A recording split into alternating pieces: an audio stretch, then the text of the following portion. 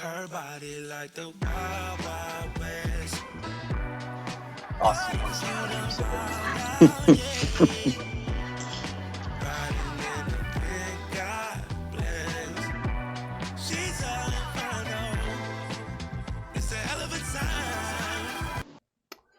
Hello, happy St. Patrick's Day, and welcome to the Sunday Funday podcast, the official podcast for Wild Wild West Fantasy Baseball. I'm your host today, Alien Arms, Chulipet, Cuneiforms, Milkman, creator of the Gallon Challenge, joined alongside our co-salesman on the Bubble Gut Blender Boys, Mr. Austin Harley Lose, and Lord Fat Meat himself. Fellas, how are we doing? We're doing great. fantastic. Good news, good news. Glad to have you guys here for another super exciting episode number 11 of our standing series, where we go from worst to first to discuss the offseason and life outside the lines leading up to our draft less than 1 week from today. Today's episode of the standing series is brought to you by North Korea. That being said, let's go ahead and introduce today's guest, our 2023 runner-up, Commissioner Coates. Coates, how we doing today? I was wondering who my sponsor would be. I should have known to expect something like that. But I'm doing great. Excited to be back on the pod. It's been a minute since I've been in front of the camera, so thank you guys for having me today. Absolutely. So we'll start things out how we usually do. Tell us how life is going for you outside of fantasy baseball. Life is fantastic. Obviously, the big thing for me right now, got the wedding coming up in June. So, just a lot of events between now and the big day. Birthday tomorrow, so going to be the big 2-8, one of your most important birthdays in your life. So excited for that, and most of all, excited for fantasy baseball just right around the corner. Couldn't have said it better. I think we're going to start off with Austin, how we normally do. Yeah, let's do it. All right, Michael.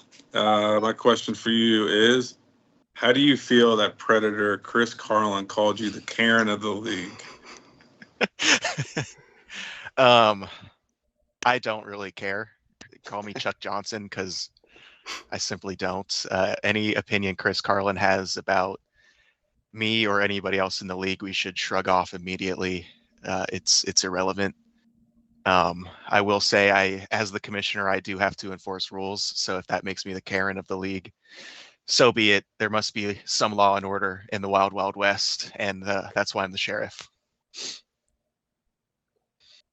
Speaking of enforcing rules, can you elaborate from your perspective on the Graham Carlin trade fuck-up situation? Just kind of want to hear it from your perspective. I've heard a lot of different things. Yeah, I mean, the rules are pretty clear. No fuck-ups on draft pick trades. Carlin complained about, there's $300 buy-in. We can't fix one little mistake. And my rebuttal to that is, it's a $300 buy-in, and you can't take 10 seconds to look at the numbers on your screen to make sure the picks are right. It's not the mild east, it's the wild west. Like, if you're going to make a mistake, people are going to take advantage of it. He's lucky that he did it with a nice guy like Graham, because I think a majority of the league would not have done what Graham did to, give him some of the value back that he lost. Yeah, I mean, I think also threatening to quit the league is an awful look. Threatening to not pay your bets is a terrible look. And, if I were in Graham's position and somebody was acting like that, I don't think I would have returned the favor that he did. Well said. Well said. I've got a couple quick follow-up questions unrelated. So it's widely known that there is a drop-off in hitters around the 27th, 28th pick. I mean, you've heard it. We've got everything to a T through around that area. Your first pick, I believe, is 32. 32 or 36. It might be 36. I think it's 32. Is it 32? Okay. Whatever it might be. How do you feel about not touching the first 2.5 rounds and missing out on the first heaping of hitters? Yeah, it's a good question. Obviously, like you said, there's a big drop off after the first couple of rounds. I had held on to the 8 pick for a long time, thinking I would draft Juan Soto, and then I would have that big drop off down to 32. So the way I looked at it, I could have Juan Soto and then the 32nd best pick, and then some softer hitters behind him, or I could take Henry's offer, drop down to 36, I think it was, stack some more picks in the 40s and 50s. And I thought that I could moneyball it. I still think that I can moneyball it and, kind of replace Juan Soto with a handful of other good hitters, replace him with depth rather than star power. Soto's also had some issues staying on the field too. So I feel like I got rid of a little. Am I wrong about that? It seems like he's missed some games. He Maybe played not. 160. He played at 162 last year. I would say last year, and I don't know about before, maybe. Well, either way, I feel like there's a lot of risk when you're putting that many chips in the basket of one guy. So I'm pretty risk averse when it comes to my management style. So I like to kind of spread production across a lot of guys. I've had success in the past drafting players in that area and later even. Last year I had Yandy Diaz and Luis Arias after 200. Those guys led both of their leagues in batting average last year. So I like to think that I am pretty good at finding value later in the draft. And last follow-up, who are you looking to draft at 32? If Cesar Hernandez is still there, you got to think he's at the top of the list. Maybe CJ Crone. I think I do have 36, so maybe if I could go 32. Those two. I think I have both 32 and 36. 32, 40, 46. Okay. Well, yeah, maybe 32 and 40. That might be stretching it for both of those guys, but if I could get one of the two, I'd be happy. Okay. Interesting. All right, well, just a little shift away from fantasy baseball. Coates, how would you like to officially respond to what seems like an overwhelming amount of assumptions that you are, in fact, a communist?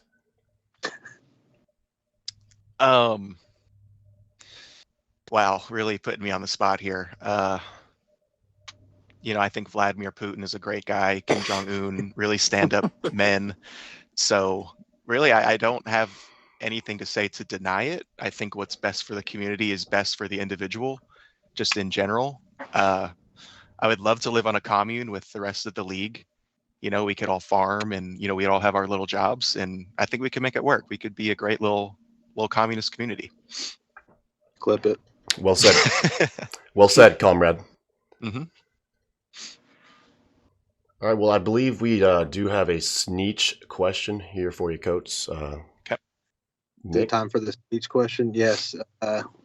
Let's see here. Okay, the Sneeches want to know, are you finally willing to admit that 2 years ago in the championship you tried to cheat? No, I will take that to my grave that I was in the right about that. The rule at the time was very vague, and I obviously fucked up, and I still believe that I should have gotten my pickup back. But, I would have been pretty bummed if that affected the outcome of the season, but luckily it did not. I still ended up winning. So I'll forgive you all. You don't have to apologize. You don't have to say the words. I know that you're sorry. I know that you all know you're wrong, and it's okay. We've moved past it. We've tightened up the rules, so we shouldn't have any egregious errors from you guys like that again. Each question. What are you going to do if the Kentucky Wildcats play at 7 or 8 on Saturday? Probably draft Cesar Hernandez 32. Hope that CJ Crone falls to 40. Okay. No, but really, I mean, I don't know. We'll just have to kind of play it by ear. if you guys think you can draft while the game's going on, or if I we think need it's to. more importance of what if the draft is during Brockfest. Or the game. Brockfest. If the game is during Brockfest. Yeah, that's what I mean. Yeah. You're the commissioner. You should have the best ideas. I do have the best ideas. Another great question. You guys are really good at your jobs. We'll just have to. When do they announce the game times? Probably not till Friday. Yeesh. Kentucky might lose Thursday, so it might not matter. Yeah. Yeah, I don't know. We'll. I mean, I don't care to miss the game. Obviously, we'll have to take like kind of a community vote on it. Brock No. will not show up. You need to make a communist decision. I think worst case, we could push it to a Reds game, have him dress as Dora outside a stadium. We could combine it with like our league reunion. Obviously, we would like to have it done before draft day, but you know, if 75% of the league wants to watch the game, then I'm not gonna like, you know, make you all miss that, you know. I've got a follow-up question.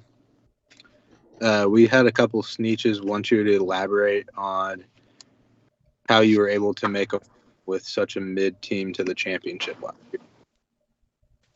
That's a good question. I think my I got lucky that nobody else went reliever only, so I was able to stack like a pretty good set beg of to differ. closers. You did it after I did. I was the first one to make that transition, I'm pretty sure. So I was able to kind of not really corner the market, but there were a lot more closers available for trades than there would be if there were other closer only teams. I think I played the categories pretty good. I had guys who stole bases, guys who hit homers, guys who hit for average. I had like a pretty good stack on offense categories wise. It wasn't probably the best looking team like on paper, but I think just combine that, like good category offense, was able to sneak out 3 pitching categories a week normally, and then I think I faced Graham and Henry in the playoffs. So Graham, not always a playoff manager. I think Henry had it down week when we played. So just kind of got lucky with my matchups, and there were a lot of closers available for trade, so it just worked out well.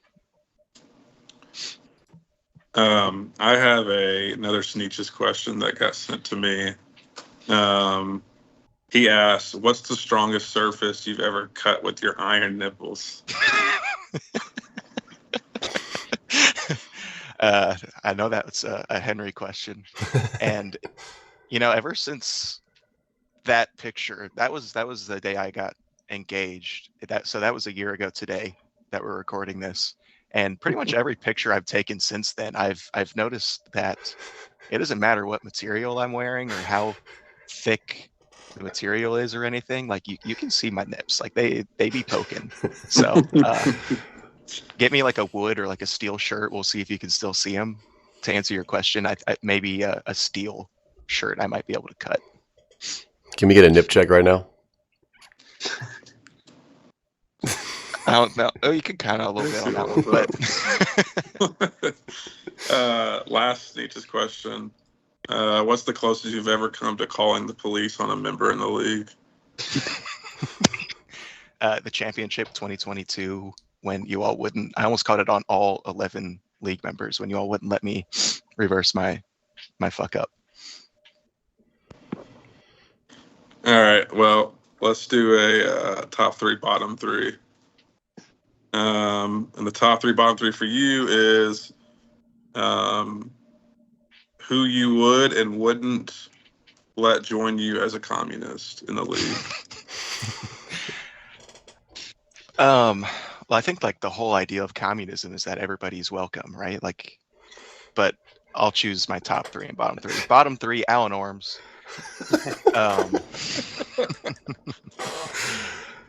The guy just hates communism. I don't really know why. It doesn't make any sense.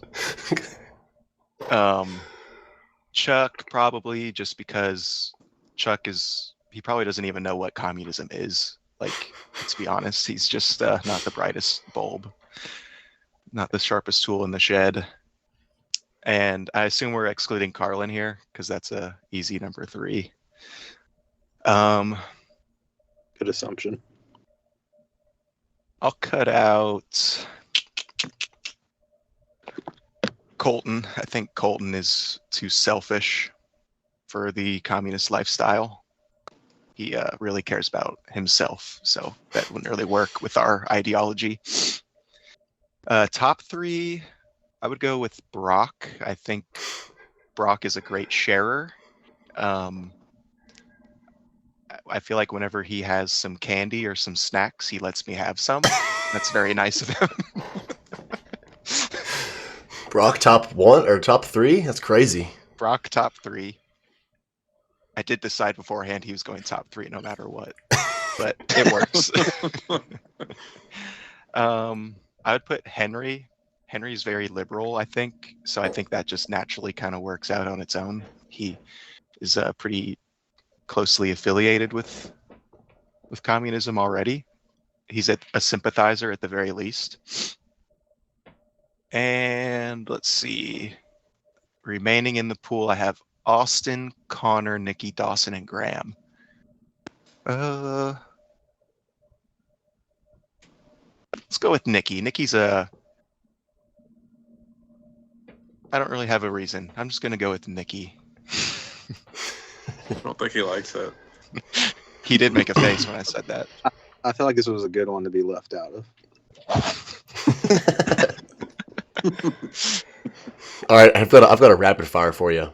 Oh, yeah. Top 3, who you would like to replace you as commissioner?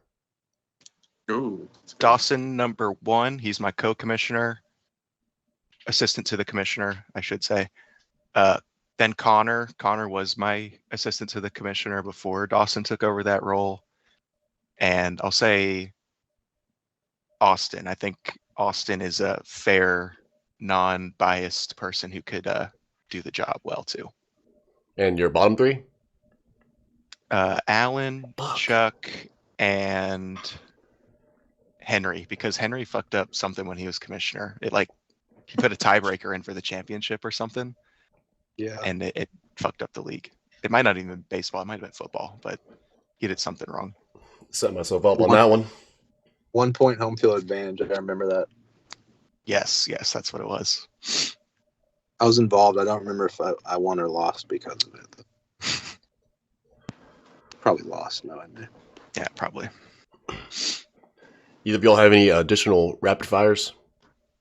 I was That trying was to a think good- of one on the spot. That was a really good one. I did have one more thing to share if we still have a couple minutes. Does it involve No. bold predictions or holding yourself accountable? Oh, okay. I'll save my last thing until Yeah, after we'll that. come back to you. So yeah, rounding third, heading home. Bold predictions for this year? I don't know how bold they are, but I do have some predictions. All 5 Sneetches in the playoffs. That's kind of not a given. Nikki missed last year, but I think everybody else was pretty close at least. I have Graham and Orms as my 2 non-Sneetch playoff teams. So apologies to Austin, but I had you just on the outside looking in. That's why it's bold. But I did say 6 through 9 seeds would be separated by 1 game. So I think it's very, very tight playoff race between 4 to 5 teams just to get in. And my last one was that Colton finishes top 10. Obviously, the baseball knowledge is still developing, but I think he's a good enough manager, and I think he'll dedicate enough time to, manage his way into the not into the playoffs, but into the top 10. So who does that leave last? Carlin. I like it. All right. Well, would you like to hold yourself accountable? I would. I think I'm just going to run it back from last year. Everybody seemed to enjoy what I decided last year. So if I miss the playoffs, I will host a poker night. I'll be the all-time dealer. I will feed everybody pizza and get you all enough beer to drink for the night. Are we allowed to break and spill? Yeah, you are. Awesome. Love to hear it. All right, well, we can take the time now. Or sorry, go ahead. No, I was say I like it. I like it. Any final words? Curtain call, Coates?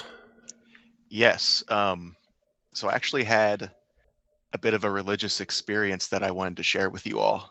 In a dream recently, the fantasy gods spoke to me, and they delivered a prophecy.